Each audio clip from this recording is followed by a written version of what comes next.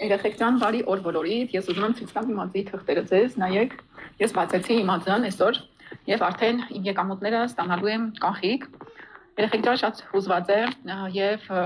նույնը ձեզ եմ մաղթում, բոլորի տներում է թող լինեն նման ուրախություններ, նման հաջողություններ, թող բոլորի ամուսինները ձեզնով հպարտանան, ուրախանան։ Չգիտեմ, բոլորի ցանկանում եմ բարձր հաջողություններ ու շուտապույտ հասնեք հենց այս փուլին, որ ստանաք ձեր եկամուտները կանխիկ։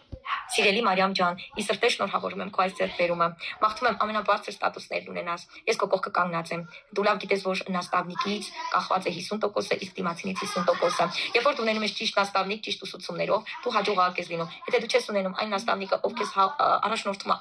առաջատանում, սխալները տուղում է, միշտ ասում է, որից հետո անես, անհատական քեզ հետ մեծ աշխատանք կատարում, հա, այդպիսի նաստավնիկ է դու պետք է միշտ երջանիկ լինես ու առաջ գնաս, բնականաբար։ Եվ խելացի նաստավնիկ ունենալը, լուրջ նաստավնիկ ունենալը, դա երազանք է շատերի համար։ Ես միշտ լինելու եմ ձեր կողքը եւ ուզում եմ, որ դու դառնաս իմ երրորդ տնօրեն իմ խմբում, արդեն փոխտնօրեն ես եւ մեծ ձեռքբերումներ ունենաս։ Ես միայն մաղթում եմ, որ դու դառնաս տնօրեն,